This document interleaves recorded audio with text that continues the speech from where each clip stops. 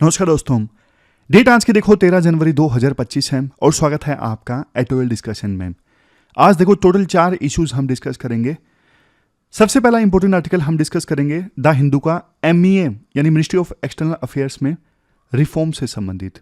फिर दूसरा आर्टिकल हम आज डिस्कस करेंगे स्वामी विवेकानंद जी के विचारों से संबंधित। जैसे देखो यूपीएससी ने क्वेश्चन पूछ लिया था गांधी के जो विचार हैं आज के समय में कितने रेलेवेंट हैं, तो वैसा ही स्वामी विवेकानंद जी के संदर्भ में भी पूछा जा सकता है। कल उनकी बर्थ एनिवर्सरी थी 12 जनवरी को, तो वो आर्टिकल हम डिस्कस करेंगे।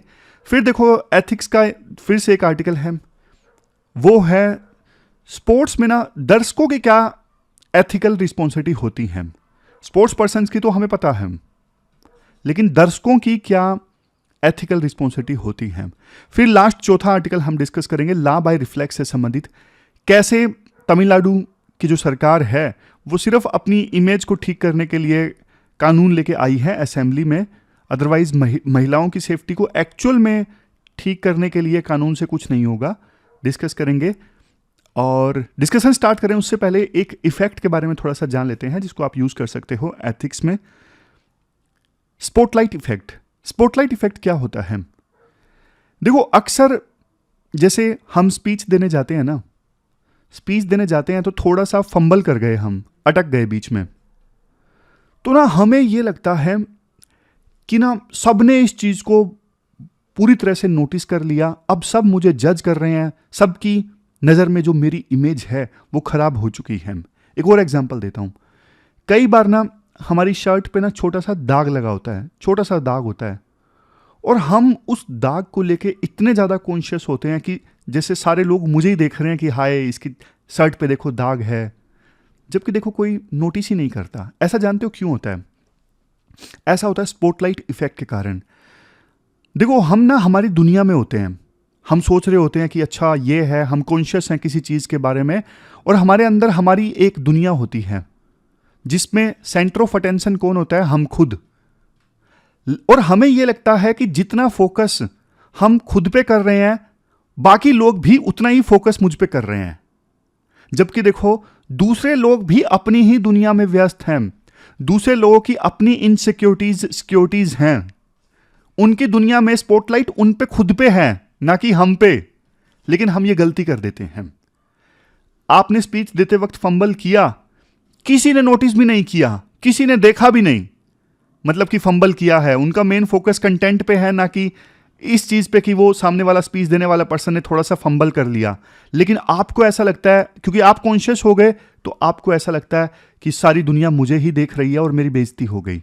इंटरव्यू के दौरान बहुत ऐसा लगता है, आपने 2 क्वेश्चंस के आंसर नहीं दिए बोर्ड के सामने और आप नर्वस हो गई, उसके बाद आपको लगेगा कि पूरे बोर्ड ने मुझे जज कर लिया, जबकि उन्होंने ध्यान भी नहीं दिया कि लगातार 2 क्वेश्चंस के आंसर सामने वाले ने, कैंडिडेट ने नहीं दिए हैं। स्पॉटलाइट इफेक्ट के देखो अनेकों एग्जांपल्स हैं। फॉर एग्जांपल भीड़ में आप गिर गए, नीचे भीड़ में गिर गए तो आपको लगेगा यार मैंने सबका दिन खराब कर दिया, जबकि देखो दूसरों की मेमोरी बिल्कुल क्षणिक होती है। दूसरों ने देखा अच्छा ये गिर गया, 2 सेकंड के लिए शायद वो मुस्कुरा गए, हंस गए, लेकिन उसके बाद वो भूल जाते हैं क्योंकि वो अपनी दुनिया में व्यस्त हैं। तो ये है स्पॉटलाइट इफेक्ट। ये ऐसा इफेक्ट है जो देखो जैसे जैसे एज बढ़ती है तो आपको रियलाइज होती रहती हैं चीजें। मुझे भी रियलाइज हुई, पहले मैं भी खूब सोचा करता था, लेकिन एज के साथ में थोड़ी मैच्योरिटी आती है। आपने कभी ये इफेक्ट महसूस किया हो तो बताइए। हमारी आज की डिस्कशन में MEA यानी मिनिस्ट्री ऑफ एक्सटर्नल अफेयर्स में रिफॉर्म्स की आवश्यकता से संबंधित है। अपने सिलेबस में GS पेपर 2 के इस टॉपिक से आर्टिकल को रिलेट कर सकते हो। क्या कंटेस्ट है? देखो इंडिया का काफी राइज देखने को मिला है पिछले कुछ समय में। पिछले कुछ समय में इंडिया में काफी तेजी से इकोनॉमिक ग्रोथ हुई है। कोविड-19 की महामारी में सभी देशों की तरह हमारी इकोनॉमी भी काफी डाउन चली गई थी, बट वी शेप रिकवरी देखने को मिली। इंडिया की इकोनॉमी ने बाउंस बैक किया। रिलेटिव पॉलिटिकल स्टेबिलिटी रही है पिछले कुछ सालों में इंडिया में, और बोल्ड ऑटोनोमस फॉरेन पॉलिसी हमने अपनाई है। जैसे रशिया यूक्रेन के बीच में जब युद्ध था ना, हमारे ऊपर काफी प्रेशर आ गया था कि रशिया से तेल नहीं परचेज करना है, बट हमारे विदेश मंत्री ने जवाब दिया प्रेस कॉन्फ्रेंसिस में कि यूरोप ऐसा कर रहा है तो हम क्यों नहीं कर सकते। तो ऑटोनोमस फॉरेन पॉलिसी इंडिया ने अपनाई। कोविड-19 की महामारी के समय में वैक्सीन डिप्लोमेसी में लीडरशिप शो की इंडिया ने, और काफी सारे गरीब देशों को बहुत सारी वैक्सीन पहुंचाई। इवन ग्लोबल साउथ के जो देश हैं, गरीब देश हैं वर्ल्ड के, उनके कंसर्न्स को भी एड्रेस करने में इंडिया ने एक लीडर का रोल प्ले किया है। बट देखो, राइटर बोलते हैं अभी ना मिनिस्ट्री ऑफ एक्सटर्नल अफेयर में कुछ बदलावों की आवश्यकता है। अगर वो बदलाव किए जाते हैं ना, तो मिनिस्ट्री ऑफ एक्सटर्नल अफेयर और भी बेहतर काम कर सकता है। जैसे आज के नए ईरा में ना डिमांड्स काफ़ी चेंज हो गई हैं, तो बदलती डिमांड्स के हिसाब से मिनिस्ट्री ऑफ एक्सटर्नल अफेयर में स्टाफिंग संबंधित रिफॉर्म, स्ट्रक्चर संबंधित रिफॉर्म और ऑपरेशन कैसे अभी हैंडल करता है MEA, तो उससे संबंधित रिफॉर्म्स को लाने की आवश्यकता है ताकि जो गैप्स हैं उनको फिल किया जा सके। सबसे पहले आप नंबर ऑफ ऑफिसर्स देखिए। आज के समय में टोटल ऑफिसर जानते हो कितने हैं इंडियन फॉरेन सर्विस में? सिर्फ 850। और आपको हैरानी होगी, यूएस में IFS के जो ऑफिसर्स हैं वो है 14,500। यूके जैसा छोटा सा देश, पॉपुलेशन 5-6 करोड़ होगी शायद, इसके आसपास कम ज़्यादा भी हो सकती है, लेकिन यूके में 4600 फॉरेन सर्विस के ऑफिसर्स, और रशिया में भी 4500 फॉरेन सर्विस के ऑफिसर्स, बट हमारे देश में सिर्फ 850। पहले एक साल में 12 से लेके 14 ऑफिसर्स रिक्रूट होते थे, अब संख्या थोड़ी इंक्रीज हो गई है। अब हर साल 32 से लेके 35 जो ऑफिसर्स हैं वो रिक्रूट होते हैं सिविल सर्विसेज के एग्जाम की सहायता से, जो आप लोग लेते हो। राइटर बोलते हैं देखो, इसी स्पीड से हम अगर ऑफिसर्स रिक्रूट करते रहे ना, तो 1500 IFS के ऑफिसर्स का लेवल अचीव करने में बरसों लग जाएंगे। तो इसलिए आवश्यकता यह है कि अभी जैसे गवर्नमेंट लेटरल एंट्री से ऑफिसर्स को ले रही है ना, इंडियन फॉरेन सर्विस में भी लेटरल एंट्री से ऑफिसर्स को लिया जाए। जैसे डिफेंस पर्सनल हैं उनको लिया जा सकता है, इंटरनेशनल रिलेशंस में स्पेशलाइज्ड लोग हैं जैसे थिंक टैंक के लोग हैं, उनको लेटरल एंट्री से लिया जा सकता है। हाँ, आप देखो केयरफुल रह सकते हो, सिलेक्शन क्राइटेरिया टफ हो, प्रोबेशन पीरियड भी हो सकता है जिसको रिक्रूट किया जाए ताकि क्वालिटी इंश्योर की जा सके और कोई एरा गैरा ना सर्विस में एंटर कर सके। बट देखो, इसके साथ साथ जो कंसल्टेंट है ना, उनको स्पेशलाइज्ड रोल के लिए भी एंकरेज किया जा सकता है। अभी होता क्या है, ये पॉइंट बाद में आएगा, लेकिन मैं अभी बता देता हूं। जैसे ही देखो आपका सिलेक्शन होगा ना इंडियन फॉरेन सर्विस में, तो ना आपको शुरुआत में एक लैंग्वेज सीखनी पड़ती है, जैसे रशियन या फिर स्पेनिश, चाइनीज, कोई भी एक लैंग्वेज, फॉरेन लैंग्वेज आपको सीखनी पड़ती है। अब होता क्या है, शुरुआत में तो देखो जो लैंग्वेज आपने सीखी उसी देश में आपकी जो पोस्टिंग है वो कर दी जाती है, लेकिन बाद में तो रोटेशनल पोस्टिंग होती है ना, तो शुरुआत में तो जो लैंग्वेज आपने सीखी उसी देश में पोस्टिंग हो गई, तो आपकी जो लैंग्वेज सीखी हुई थी वो काम आ गई, लेकिन उसके बाद तो रोटेशनल बेसिस पे आपकी पोस्टिंग किसी और देश में हो जाएगी, तो फिर आपने जो लैंग्वेज सीखी थी वो गई बस। अब फिर उसका यूज बाद में होगा तो होगा, अदरवाइज नहीं होगा, ये दिक्कत है।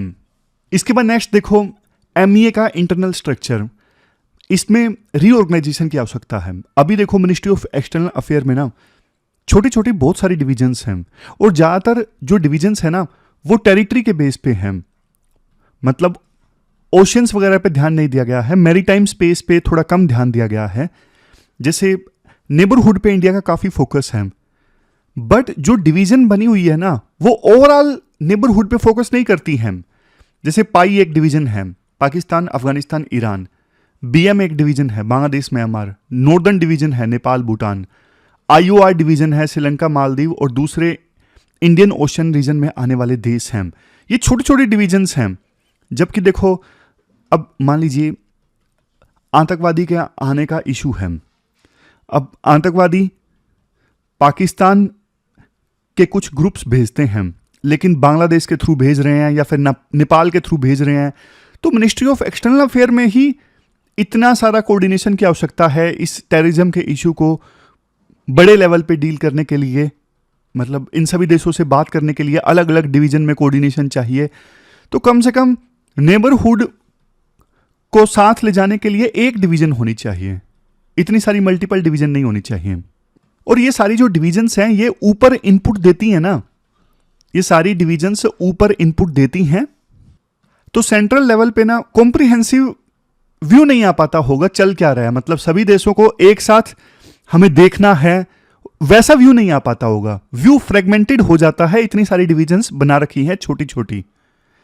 फिर और एग्जांपल देते हैं राइटर, जैसे गल्फ डिवीजन में 8 गल्फ कंट्रीज हैं, वाना डिवीजन में West Asia and North Africa है, लेकिन ईरान और टर्की 2 इंपॉर्टेंट कंट्रीज हैं, इनको अलग अलग डिवीजन में डाला हुआ है। जैसे टर्की सेंट्रल यूरोप में डाला हुआ है, ईरान पाई डिवीजन में है, पाकिस्तान अफगानिस्तान ईरान वाली में। तो ये मिस अलाइनमेंट्स हैं, इनको ठीक करने की आवश्यकता है। इसके बाद नेक्स्ट पॉइंट राइटर देखो ये बोलते हैं, जो ऑफिसर्स आईएफएस के फॉरेन में पोस्टेड है ना, उनको तो देखो फाइनेंशियल इंसेंटिव भी ठीक ठाक मिल जाते हैं और हाउसिंग फैसिलिटीज भी ठीक मिल जाती हैं। बट वो आईएफएस के ऑफिसर्स जो इंडिया में ही पोस्टेड हैं, दिल्ली में, उनके लिए हाउसिंग फैसिलिटीज पहले से तो इंप्रूव हुई है, लेकिन कैडर ग्रो कर गया है तो हाउसिंग फैसिलिटीज में दिक्कत आती है। फिर उनको जब दिल्ली में उनकी पोस्टिंग होती है तो फाइनेंशियल इंसेंटिव्स भी उतने नहीं होते, तो इसलिए ना उनके लिए फाइनेंशियल इंसेंटिव से इंप्रूव करने की आवश्यकता है। मेडिकल कवरेज, उनकी फैमिलीज के लिए एजुकेशनल फैसिलिटीज, मतलब ये सब इंप्रूव करने की आवश्यकता है ताकि उनका मोराल जो है वो ऊपर रहे। फिर राइटर व्यू देते हैं कि देखो जर्नलिस्ट और स्पेशलिस्ट रोल के बीच में एक बैलेंस स्टैब्लिश करने की आवश्यकता है। देखो अभी ना बहुत सारी चीज़ें नई आ रही हैं, जैसे इकोनॉमिक डिप्लोमेसी है, क्लाइमेट चेंज से संबंधित डिप्लोमेसी है, और साइबर डिप्लोमेसी है। तो हमारे जो ऑफिसर्स हैं ना किसी ऑफिसर को देखो किसी डिप्लोमेसी में थोड़ा एक्सपर्ट होने की आवश्यकता है, ताकि क्लाइमेट चेंज से संबंधित नेगोशिएशन आए तो उस ऑफिसर को वहां पे भेजा जा सके जिसे सारा ज्ञान हो। ऐसा थोड़ा स्पेशलाइज्ड भी बनने की आवश्यकता है। और लैंग्वेज वाला पॉइंट तो पहले मैंने आपको दे दिया था, लैंग्वेज शुरुआत में सीखी लेकिन पूरी जिंदगी फिर वो लैंग्वेज यूज नहीं हो पाती, क्योंकि बाद में पोस्टिंग किसी और देश में कर दी जाती है। राइटर एक पॉइंट ये बोलते हैं, देखो चीजें जैसे ये cyber security, space policy, artificial intelligence, ये नई नई आ रही है ना। अब देखो वैसे तो ऑफिसर से ये नहीं एक्सपेक्ट किया जाता कि आप ना एक्सपर्ट ही बन जाओ इन सब चीजों में। तो एक काम ये किया जा सकता है, डोमेन एक्सपर्ट भी एमईए हायर कर सकती है, और ये जो डोमेन एक्सपर्ट है ना फिर फर्दर ब्यूरोक्रेट्स को गाइड करें। इससे ज्यादा बढ़िया चीजें सामने आएंगी।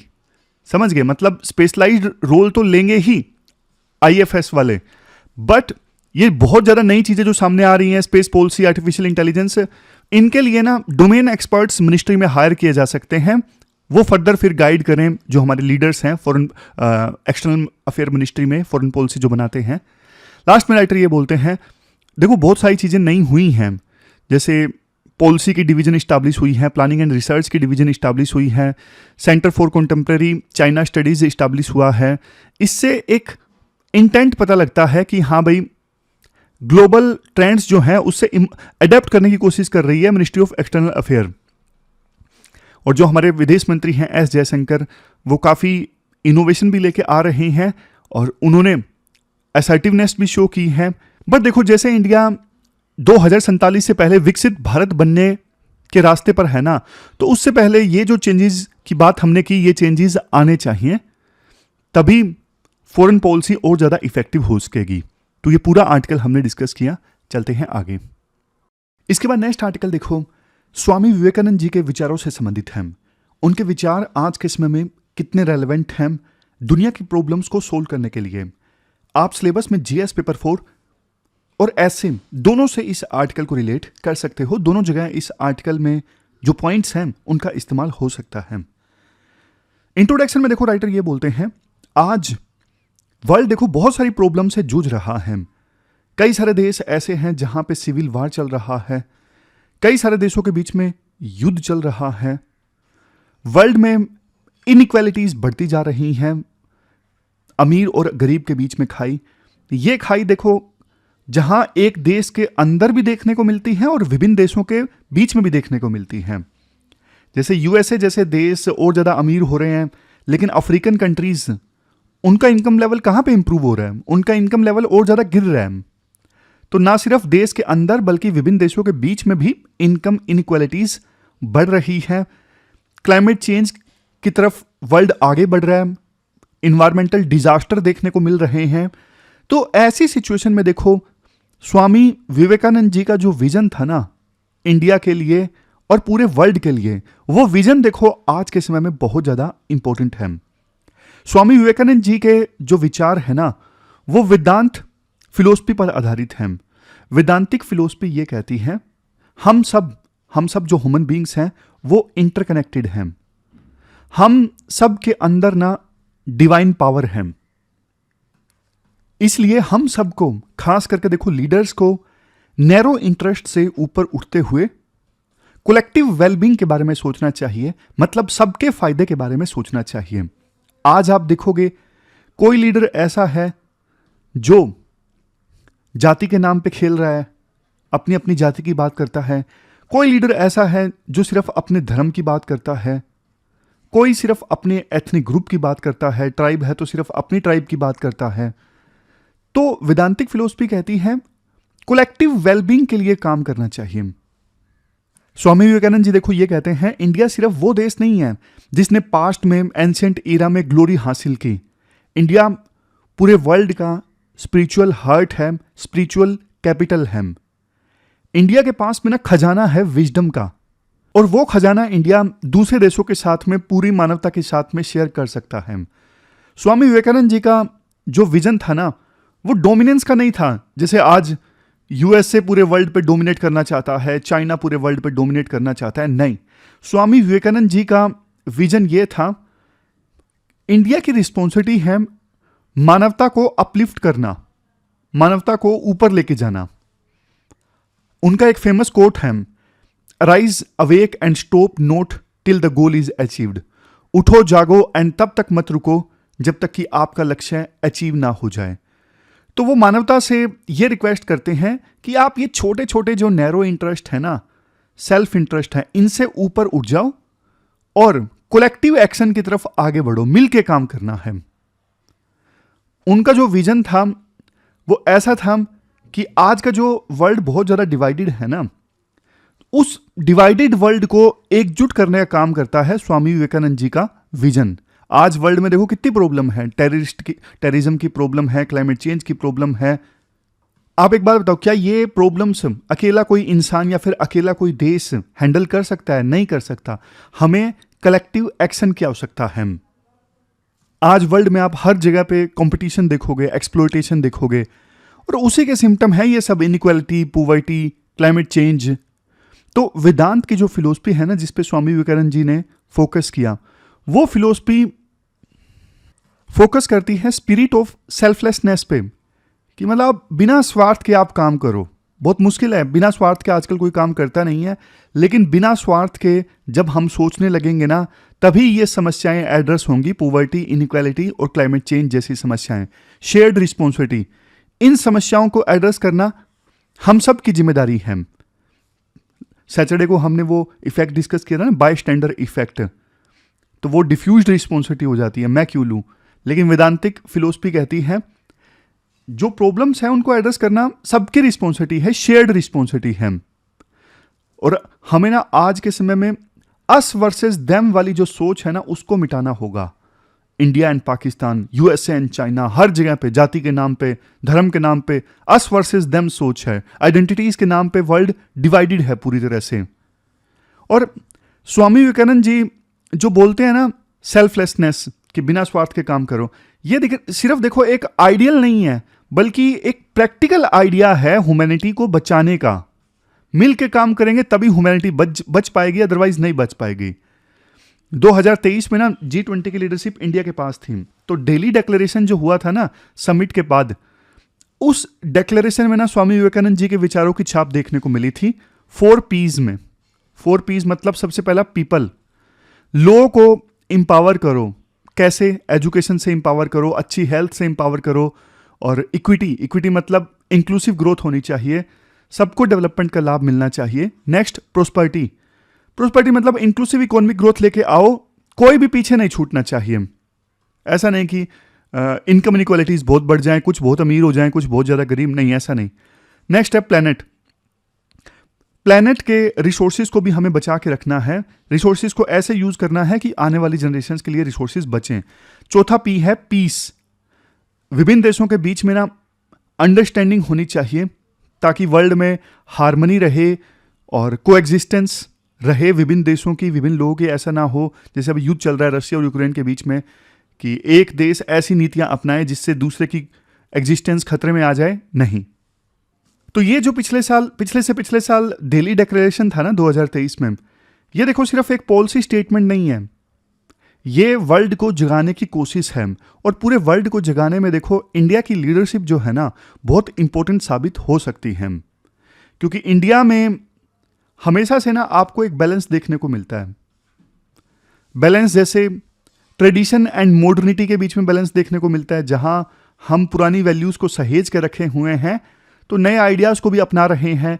इंडिया में आपको individual interest and collective interest दोनों के बीच में बैलेंस देखने को मिलेगा। इंडिया में आपको ह्यूमैनिटी और नेचर दोनों के बीच में बैलेंस देखने को मिलेगा। तो पूरे वर्ल्ड को आगे ले जाने में, ह्यूमैनिटी को अपलिफ्ट करने में इंडिया आज के समय में एक लीडर का काम कर सकता है। यह स्वामी विवेकानंद जी की उस समय की सोच थी जो आज भी रेलेवेंट है। और भी पॉइंट्स हैं, जैसे इंडिया ही एकमात्र वो देश है जो मेटेरियलिज्म को, भौतिक सुख सुविधाएं नहीं है, इनको स्पिरिचुअलिटी के साथ में बैलेंस कर सकता है। आज इंडिया की जो एंशिएंट प्रैक्टिसेस हैं जैसे योग, आयुर्वेद पूरी दुनिया में छा चुकी हैं। लास्ट में राइटर देखो 5 सजेशंस देते हैं।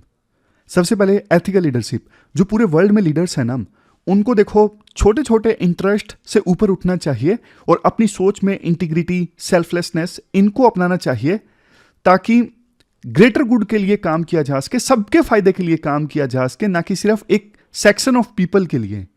और वो वाली सोच नहीं होनी चाहिए अस वर्सेस देम, हम और हमारे बीच में और उनके बीच में लड़ाई है, ये सोच नहीं होनी चाहिए। दूसरा है क्रॉस कल्चरल डायलॉग। आज देखो जैसे विभिन्न धर्मों के लोगों के बीच में, विभिन्न जातियों के लोगों के बीच में ना काफी कन्फ्लिक्ट देखने को मिलता है, तो क्यों ना क्रॉस कल्चरल डायलॉग होना चाहिए, अलग अलग ग्रुप्स के बीच में डायलॉग हो, ताकि एक ग्रुप के पास में अच्छे आइडियाज है तो दूसरा ग्रुप उसको अपनाए। ये सोच देखो गांधी जी की भी थी। इंडिया में देखो कैसे विभिन्न धर्मों के लोग, विभिन्न जातियों के लोग वैसे मिलजुल के रहते हैं, डिफरेंसेस देखो हैं, लेकिन हमारे देश में हमने बहुत कुछ सीखा है, मतलब एक सेक्शन ने दूसरे से बहुत कुछ सीखा है। तो आज वर्ल्ड को भी यही करने की जरूरत है, क्रॉस कल्चरल डायलॉग होने चाहिए, सभी सेक्शंस एक दूसरे से सीखें। नेक्स्ट, सस्टेनेबल डेवलपमेंट, चाहे वो सरकारें हों, बिजनेसेस हों, सिटीजन्स हों, उनको देखो सस्टेनेबिलिटी पे फोकस करना है, रिसोर्सेज को आने वाली जनरेशंस के लिए बचाना है, और इकोनॉमिक ग्रोथ जो लाने की कोशिश हो रही है ना, ऐसा नहीं कि रिसोर्सेज खत्म होते जा रहे हैं और हम खुश हो रहे हैं कि इकोनॉमिक ग्रोथ आ रही है। Next, empowering youth. आज देखो यूथ के पास में पावर है भविष्य को मोल्ड करने की, तो यूथ को इस प्रकार से इंस्पायर किया जाए कि वो ना जब लीड करें तो उनके अंदर रिस्पॉन्सिबिलिटी की वैल्यू हो, कंपैशन वो शो करें, उनके पास में कमिटमेंट की वैल्यू हो, इस प्रकार से यूथ को इंस्पायर किया जाए। और सबसे लास्ट में जो ग्लोबल इंस्टीट्यूशंस है ना, जैसे वर्ल्ड बैंक वगैरह हैं, इनमें देखो रिफॉर्म्स लाए जाएं, ताकि ये जो इंस्टीट्यूशंस है ना, आज के समय में जो डोमिनेंस की पॉलिटिक्स देखने को मिलती है, हर कोई देश दूसरे पे डोमिनेट करना चाहता है, दबाना चाहता है दूसरे देश को, तो इस प्रकार की राजनीति से ऊपर उठ के ये देश जो हैं जस्टिस के लिए काम करें, एक शेयर्ड पर्पस, मानवता के लिए काम करें, इक्विटी के लिए काम करें, ऐसा लास्ट सजेशन है। अब कंक्लूजन में यही बोला जाता है कि इंडिया का जो रोल है एज ए विश्व गुरु, वो ऐसा नहीं है कि इंडिया अपनी पावर को असर्ट करना चाहता है। इंडिया जब बोलता है कि विश्व गुरु का रोल इंडिया अख्तियार करना चाहता है, तो मतलब हम अपना विजडम ऑफर करना चाहते हैं। और स्वामी विवेकानंद जी की जो टीचिंग्स है ना, वो ये बताती हैं, बड़ा जो पर्पस है ना प्रोग्रेस का, वो यही है, पूरी मानवता को ऊपर लेके जाया जाए। तो ये हमने पूरा आर्टिकल डिस्कस किया, चलते हैं आगे। इसके बाद नेक्स्ट आर्टिकल देखो, स्पोर्ट्स में स्पेक्टेटर्स यानी दर्शकों की एथिकल रिस्पॉन्सिबिलिटी से संबंधित है। आप सिलेबस में जीएस पेपर 4 के इन टॉपिक्स से आर्टिकल को रिलेट कर सकते हो। अच्छा, एक बात बताऊं, दर्शक देखो मैच को देखते हैं, तो मैच में हम अक्सर बात करते हैं कि प्लेयर्स को एथिकली खेलना चाहिए, लेकिन देखो जो दर्शक हैं वो भी तो स्टेक होल्डर है ना, वो मैच देखते हैं, तो उनकी क्या रिस्पॉन्सिबिलिटी बनती है, क्या उनकी कोई एथिकल रिस्पॉन्सिबिलिटी बनती है, नहीं बनती है। देखो स्पोर्ट्स का ना अलग अलग देशों में अलग अलग स्पोर्ट्स ऐसे हैं जो पूरे देश को यूनिफाई कर देते हैं। हमारे देश में ये रोल प्ले किया जाता है क्रिकेट के द्वारा। क्रिकेट एक ऐसा गेम है, आप याद कीजिए 2011 में जब इंडिया वर्ल्ड कप जीता था, तो अलग अलग धर्मों के, अलग अलग जातियों के सभी जेंडर के जो लोग थे पूरे तरह से एकजुट, सारी जो बाउंड्रीज थी उनके बीच में, जो उनको जो अलग अलग सेक्शंस के बीच में डिवाइड करती हैं, वो सारी बाउंड्रीज ब्लर हो गई थी उस दिन। पूरा देश एक ही इमोशन कैरी कर रहा था, emotion of victory, shared emotion. तो ये क्रिकेट का हाल था। क्रिकेट हमारे देश में एक धर्म माना जाता है। बट देखो, जब टीम जीतती है तब तक तो ठीक है, लेकिन क्या हार में स्पेक्टेटर्स यानी दर्शक जो हैं उनका कोई रोल नहीं होना चाहिए? जैसे अभी गावस्कर बॉर्डर ट्रॉफी हुई, टेस्ट मैचेस की सीरीज हुई, जो ऑस्ट्रेलिया इंडिया से 3-1 से जीत गई। ऑस्ट्रेलिया में हुई थी ये सीरीज। तो ऐसी सिचुएशन में जो दर्शक हैं उनकी क्या एथिकल रिस्पॉन्सिबिलिटी बनती है? राइटर ये बोलते हैं, देखो जीतना हारना ये तो खेल का पार्ट है। सबसे बेस्ट चीज खेल में जानते हो क्या होती है? Fighting well. कितना अच्छे से आप खेले, कितना अच्छे से आप लड़े, वो सबसे ज्यादा इंपॉर्टेंट है। और क्राउड भी यानी दर्शक भी अगर इस चीज को, हार को भी मैच्योरिटी के साथ में हैंडल करते हैं ना, तो ये स्पोर्ट्स की सबसे बड़ी जीत है कि हाँ भाई, क्राउड को भी मैच्योर किया स्पोर्ट्स ने। बट देखो, अक्सर हम देखते हैं जैसे हार के बाद, फुटबॉल में हम बहुत बार देखते हैं हार के बाद ना दर्शकों ने तोड़फोड़ कर दी, बहुत बार हम देखते हैं। ऐसा क्यों होता है जानते हो? ऐसा इसलिए होता है क्योंकि देखो, जब भीड़ इकट्ठा होती है ना, तो भीड़ इकट्ठा होती है तो वो इंडिविजुअल रैशनैलिटी जो है वो तो देखो दब जाती है। क्योंकि कोई पर्सन जब भीड़ का हिस्सा हो जाता है ना, तो फिर वो सोचता नहीं है ज़्यादा। और भीड़ का जो रिएक्शन होता है ना, वो स्पॉन्टेनियस होता है। जो कर दिया वो कर दिया, जो भीड़ ने करना स्टार्ट कर दिया, फिर सभी वो करना स्टार्ट कर देते हैं, और कंट्रोल नहीं होता किसी का ऊपर। भीड़ की कोई रैशनैलिटी नहीं होती। इस वजह से वो सारी चीज़ें होती हैं कि हार के बाद में दर्शकों ने तोड़फोड़ कर दी, पूरा बोतलें फेंक दी, वो सारी चीज़ें जो होती हैं। लेकिन आज के समय में ना एक दिक्कत जानते हो क्या है? शुरुआत से ही ना हम एफर्ट को, वैल्यू को कम तवज्जो देते हैं। इवन हमारे बच्चे ने मान लीजिए अच्छी पढ़ाई की, मेहनत की, लेकिन उसका रिजल्ट उतना अच्छा नहीं आया, तो हम अक्सर उसे शाबाशी नहीं देते। कोई बात नहीं बेटा, रिजल्ट मैटर नहीं करता, बहुत अच्छा तुमने मेहनत की है और यही चाहिए, रिजल्ट तो अगली बार अच्छा आ जाएगा। कुछ पेरेंट्स देखो ऐसा कर देते होंगे, लेकिन ज़्यादातर पेरेंट्स ना नंबर पे फोकस करते हैं, रिजल्ट पे। रिजल्ट क्या रहा? इवन देखो ऑफिस में भी जो बॉस है वो नंबर पे ज़्यादा फोकस करता है। बट यहीं पे दिक्कत आ जाती है। जबकि समाज को देखो एफर्ट को तवज्जो देनी चाहिए, वैल्यूज को तवज्जो देनी चाहिए। जैसे स्पोर्ट्स में मान लीजिए हार हो गई, लेकिन फिर भी स्पोर्ट्स में कितनी सारी वैल्यूज हैं जो हमें सीखने को मिलती हैं। जैसे फेलोशिप है, या फिर टीम स्पिरिट है, रिस्पेक्ट है, फेयरनेस है।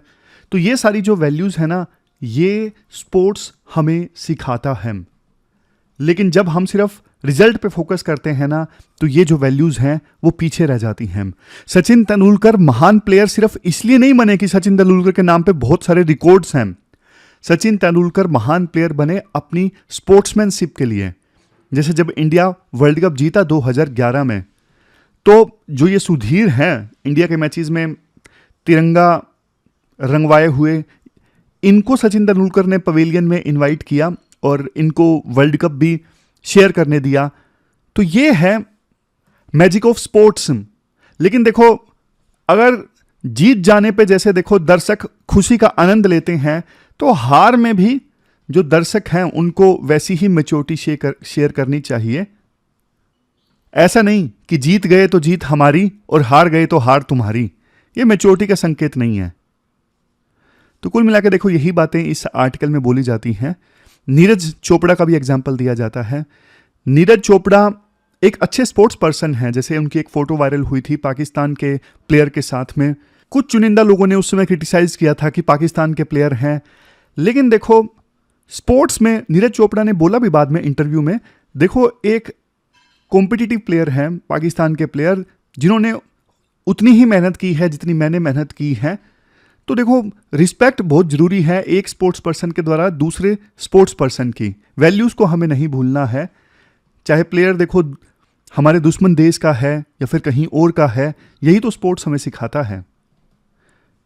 तो ये सारी बातें इस आर्टिकल में बोली जाती हैं। अब हम चलते हैं अगले आर्टिकल की तरफ।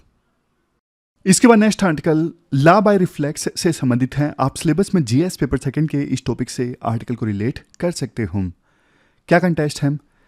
कंटेस्ट देखो ये है, एक दुखद हादसा सामने आया तमिलनाडु की अन्ना यूनिवर्सिटी में रेप का। अब देखो उसके बाद में ना आरोप ये लगा कि जो परपिट्रेटर थे, यानी रेप करने वाला जो पर्सन था, वो डीएमके पार्टी से जुड़ा हुआ था, रूलिंग पार्टी से। तो काफ़ी क्रिटिसिज्म हुआ। तो उसके बाद में आमतौर पे पॉलिटिकल पार्टीज़ क्या करती हैं? पॉलिटिकल पार्टीज़ देखो आमतौर पे ना बस अपनी इमेज को ठीक करने की कोशिश करती हैं, जल्दबाजी में एक्ट करती हैं, बस कैसे ना कैसे करके थोड़ा इमेज को रिपेयर किया जा सके। और यही किया है अभी तमिलनाडु की सरकार ने। उन्होंने ना वहाँ की लेजिस्लेटिव असेंबली में एक लॉ पास करवाया, मतलब अभी पता नहीं किस स्टेज पे है। वैसे भी स्टेट असेंबली में जो बिल वगैरह आते हैं वो उतने इंपॉर्टेंट नहीं होते। तो उनकी कोशिश ये है डीएमके पार्टी की कि कानून मजबूत बनाया जाए जिससे महिलाओं के अगेंस्ट जो क्राइम है रुक जाएंगे। सबसे पहली चीज़, क्या आप इस रेप का इंतजार कर रहे थे ऐसा कानून बनाने से पहले? दूसरी चीज़ देखो, महिलाओं के अगेंस्ट जो क्राइम होते हैं उसके लिए सजा को स्ट्रोंग किया जाता है ना, किया जाना चाहिए, उसमें कोई डाउट नहीं है। लेकिन सजा को स्ट्रोंग करने से, ज़्यादा करने से क्राइम रुकते नहीं हैं। ये तो देखो सारी स्टडीज़ कहती हैं कि कितना ही आप स्ट्रोंग सजा कर लो लेकिन क्राइम नहीं रुकते हैं, क्योंकि कन्विक्शन नहीं होता है। दिक्कत ये है, आपने सजा कर दी बहुत टाइट, लेकिन सालों साल केस पड़े हैं और उन केसेस का समाधान ही नहीं हो रहा है, तो फिर जो डेटरेंस पैदा होना चाहिए, जो डर पैदा होना चाहिए, वो डर पैदा नहीं होता है। अभी जो बदलाव किए जाने हैं तमिलनाडु में महिलाओं के अगेंस्ट क्राइम के लिए, उसमें क्या है, पोस्को एक्ट जैसे प्रोविजन होंगे, बेल मिलना बहुत ज़्यादा मुश्किल हो जाएगा जिसने रेप या फिर कोई सेक्सुअल ऑफेंस किया है, और बाइंडिंग प्रोटेक्शन ऑर्डर होंगे, मतलब जिसने रेप किया है वो विक्टिम से किसी भी सेंस में कॉन्टैक्ट नहीं कर सकेगा। फिर देखो ये भी कवर किया गया है सेक्सुअल हरासमेंट में हर तरह का, चाहे डिजिटल सेक्सुअल हरासमेंट हो, इलेक्ट्रॉनिक मीन्स की सहायता से हो या फिर नॉन वर्बल मीन्स की सहायता से हो। और देखो एक चीज़ और भी है, जहाँ पे अतुल सुभाष जैसे केस हैं, ऐसा ना हो कि सज़ा स्ट्रोंग करते वक्त इतने वेग प्रोविजंस कर दिए जाएं कि फिर उनका मिसयूज़ भी होने लगे। ऐसा ना हो। जो इनोसेंट मैन होते हैं उनको भी प्रोटेक्ट करने की आवश्यकता है। तो राइटर ये बोलते हैं, देखो बस ये सरकार जब अपनी इमेज सुधारने की कोशिश करती है ना, तो ऐसे रैंडमली कुछ कानून मजबूत कर देती है ताकि जनता को ये सिद्ध किया जा सके कि हम सीरियस हैं वुमेन सेफ्टी को लेके। बट लॉन्ग टर्म में वुमेन सेफ्टी को कैसे इंप्रूव किया जाए, इस पर कोई ध्यान नहीं देता। अगर देखो हमें ये सब चीज़ें रोकनी है ना, तो हमें क्या करना होगा, हमें वर्क प्लेसेस को सिक्योर बनाना होगा, हमें पब्लिक स्पेसेस महिलाओं के लिए सेफ बनाने होंगे, घरों में महिलाएं सेफ होनी चाहिए। इतने सारे क्राइम्स तो महिलाओं के अगेंस्ट घरों में सामने आते हैं। ये सब होंगे तभी देखो महिलाओं को सुरक्षित रखा जा सकता है। अदरवाइज सिर्फ कानून मजबूत करने से सारी सिचुएशन ठीक नहीं होती है। और महिलाओं के लिए सेफ्टी इंश्योर करना ये सिर्फ सरकार की, पुलिस की जिम्मेदारी नहीं है, पूरे समाज की जिम्मेदारी है। तो ये पूरा आर्टिकल है, 3-4 पॉइंट इंपॉर्टेंट है जो आप लिख सकते हो कभी भी महिलाओं के अगेंस्ट क्राइम से संबंधित कोई क्वेश्चन पूछा जाता है तब। अब लास्ट में देख लेते हैं आज हमने क्या क्या डिस्कस किया। हमने देखो ये स्वामी विवेकानंद जी वाला आर्टिकल डिस्कस किया, जिसमें हमने वो सारी बातें डिस्कस की वेदांतिक फिलोसफी वाला। वेदांतिक फिलोसफी कहती हैं कि सारे जो ह्यूमन बींग्स हैं आपस में इंटरकनेक्टेड हैं और डिवाइन पावर सब में है। तो ये सब वैल्यूज़ अपनाने की आवश्यकता है, selflessness, realisation of oneness, collaboration. इससे वर्ल्ड की जो बड़ी बड़ी प्रॉब्लम्स हैं उनको सोल्व किया जा सकता है। और इंडिया जो है वो एंशिएंट विजडम का खजाना है। इंडिया प्रयास कर सकता है पूरी मानवता को अपलिफ्ट करने के लिए। दिल्ली डिक्लेरेशन 2023 में हुई थी G20 के समिट के बाद, उसमें 4 P की बात की गई थी। कमेंट बॉक्स में बताइए कौन से वो 4 P थे। फिर लास्ट में कंक्लूजन में भी कुछ सजेशंस दिए जाते हैं, जैसे मतलब कंक्लूजन से पहले कुछ सजेशंस दिए जाते हैं, जैसे एथिकल लीडरशिप की आवश्यकता है, यूथ को इंस्पायर करने की आवश्यकता है, सस्टेनेबिलिटी की आवश्यकता है, वो सब हमने डिस्कस किया। फिर स्पोर्ट्स एथिक्स वाला आर्टिकल हमने डिस्कस किया। हमने इसमें यह जाना कि स्पोर्ट्स देखो यूनिफाई करते हैं, लेकिन सिर्फ रिजल्ट पे फोकस नहीं होना चाहिए, स्पोर्ट्स की वैल्यूज़ पे फोकस होना चाहिए। समाज भी देखो सिर्फ नंबर पे फोकस कर देता है और स्पेक्टेटर्स का, दर्शकों का टीम की जीत में अगर से है, टीम की जीत का वो लुत्फ उठाते हैं, सेलिब्रेट करते हैं, तो हार में भी दर्शकों को साथ देना चाहिए। इतना सेल्फिश नहीं होना चाहिए कि हाँ भाई जीत है तो हमारी, हम भी सेलिब्रेट करेंगे, हार है तो तुम क्यों हारे, ऐसा नहीं होना चाहिए। फिर हमने ये MEA वाला आर्टिकल डिस्कस किया। इसमें मेन सजेशन देखो ये थे, सबसे पहले आप ऑफिसर्स की संख्या इंक्रीज करो और डिविजन्स जो हैं अलग अलग, उन डिविजन्स को रीअलाइन करो सिचुएशन के हिसाब से, और जर्नलिस्ट और स्पेशलिस्ट ऑफिसर दोनों के बीच में एक बैलेंस होना चाहिए। लेटरल एंट्री से ऑफिसर्स अलाउ करो, और फिर नए डोमेन एक्सपर्ट हायर किए जा सकते हैं नई नई चीज़ों से संबंधित, जैसे साइबर सिक्योरिटी है, वो सारे हैं जो फर्दर लीडर्स को गाइड करें, तो ये सब किया जा सकता है। फिर ये रेप वाला आर्टिकल था कि आज के समय में होता क्या है, जैसे ही कोई रेप होता है सरकार बस ऐसे स्टेप दिखाती है कि हमने लिए हैं जो जनता को शांत करने के लिए ज़रूरी होते हैं, लेकिन लॉन्ग टर्म के लिए कोई सरकार स्टेप नहीं लेती है सिचुएशन को इम्प्रूव करने के लिए।